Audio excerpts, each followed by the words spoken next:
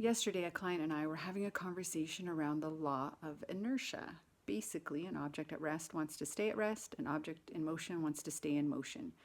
And movement from one state to the next requires something. And sometimes that can be an external force, but we were really talking about it from the perspective of the internal force.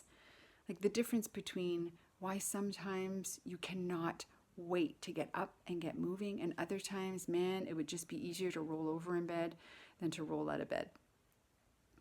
And this led us to a discussion around self-actualization, because we were talking about, our emotional intelligence skills applicable to day in and day out things that we're encountering. And self-actualization is what we're pursuing that is rich and meaningful to us.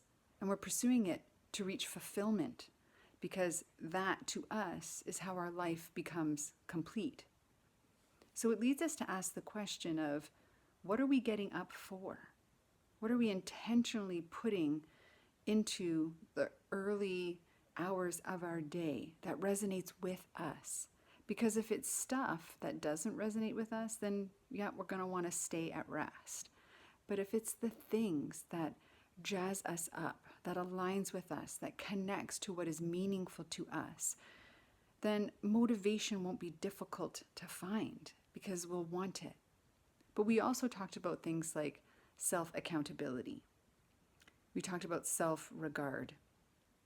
We talked about these things because, yes, motivation is a piece of the puzzle, but it isn't all of it. Willpower is not all of it. Self-regard, knowing who we are, knowing our strengths and weaknesses, and putting ourselves in the arena of our strengths.